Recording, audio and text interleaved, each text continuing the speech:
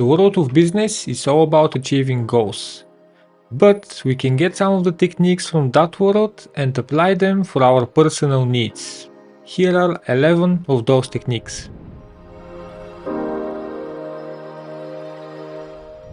Since I'm a project manager, I'm going to start with my favorite one, which is the Agile development cycles.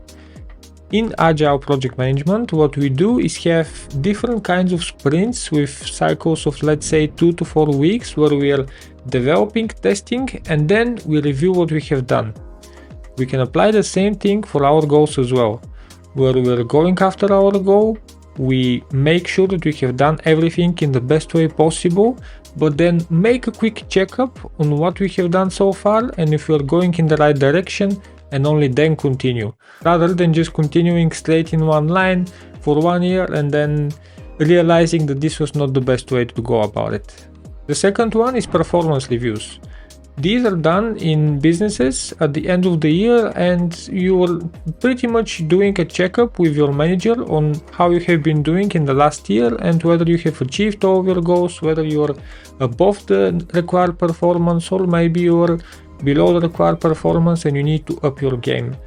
And we can also do the same in our lives, where we're just doing this performance review with ourselves. We're just seeing how the year went. We think whether we have done the best we could or maybe we can improve in some areas, and then we make sure to focus on this in the next year.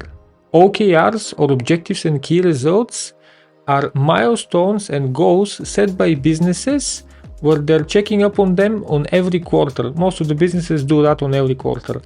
And they're pretty much checking how they have been doing and whether they're achieving all the results necessary for all these quarters. And they do that on each quarter because a lot can change in a quarter, especially in this business world right now. Everything is evolving so fast, so they need to be doing those constant checkups. And we need to do the same for our goals as well. Make a quick checkup, whether it's on 1 month or maybe on each quarter, but don't leave it for the end of the year. Do it each quarter at least. The next one is called Premortem Analysis, and it's all about thinking about our goal and what we are planning to achieve and all the necessary actions that we have to take along the way, but assuming that we have failed. Let's assume we have a goal with a 6-month deadline, and after the 6-month deadline we have failed. What are the reasons that might have led to this failure? So we start thinking about all these different reasons, we note them down, and then we think about how we can actually mitigate those risks and maybe also take some kind of preliminary actions which can make sure that these risks never occur in the first place. The next one is having a vision. Each company has a vision for itself, a long-term perspective about what they want to be in the next 1 year or the next 5 years and 10 years. And so we also need to do the same for our life. It's not only about the short-term gains, it's not only about the short-term perspective, we also need to think about in the long term. Where do you want to end up in 5 years or in 10 years?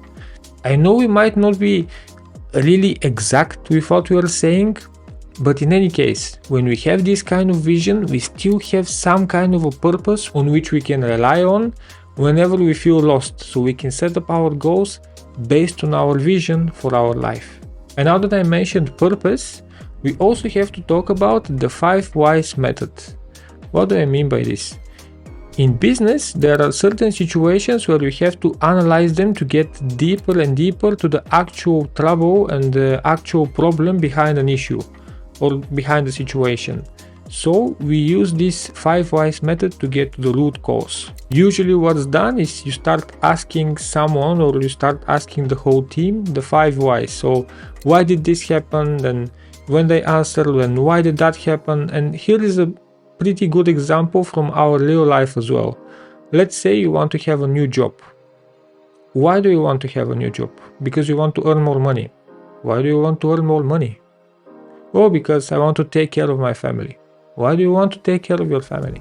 And then you ask this why 5 times, not more, because then it becomes repetitive and it might also bring you results which you don't really want. So ask why 5 times, and this will help you get to your actual purpose in your life. Now the next one is called the retrospective, and it's related to Agile software development. In retrospectives, what we do is take a look at the whole iterative cycle that we have done, and we discuss what went well, what didn't go so well, what could we improve, and what do we want to try next in our next iterative cycle.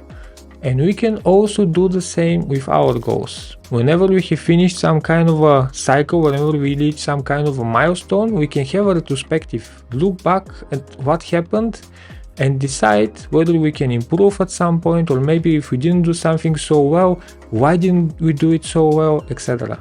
Next method is called Moscow prioritization method, and it's all about prioritizing our different tasks. Moscow stands for must have, should have, could have, and won't have. These are all different quadrants where we can put all of our different tasks and all of our different goals. Maybe at the start of the week, we can put all of our different goals to prioritize them based on this, or maybe not at the start of the week. Maybe we can do it at the beginning of each day. Doesn't matter, but when we have this kind of prioritization system, we can be a lot better at really allocating time for the more important goals and tasks rather than just doing things which are irrelevant in the long term. Now, before we go into the last 3 techniques, make sure you subscribe to this channel. This shows to me that you like this content and if I should continue doing it. Thank you. The next technique, which I believe most of us are already aware about, is called brainstorming sessions. On these brainstorming sessions, we have a team of people gathered which are all thinking about different kinds of ideas that can be implemented. There is pretty much no kind of limit to these ideas. We're just thinking about different ways to achieve some kind of a goal or reach some higher level of our life. They are done in business, but they can also be done for our personal life as well. I'm giving it as an example because in business it's a lot more structured, and I believe we should also do the same way for our personal goals as well. We need to structure these brainstorming sessions and make sure they are as fruitful as possible and as beneficial as possible to us. So we gather a team of people around us, or maybe we can do it alone. But when we do it alone, we really make sure that we are putting all kinds of different ideas, and then we start evaluating them one by one. Now, another one from Agile software development, I promise this is the last one, is the daily stand-up. And the daily stand-up is all about having a quick meeting with the team at the start of the day to see what is the current problem, what are we working on, and what might be blocking us. And I believe we can also do the same for our goals. Just have a quick 5-minute check of our tasks at the start of the day, review all of them and see what is blocking us, what's an issue, and what we should work on for the day. These 5 minutes can be beneficial.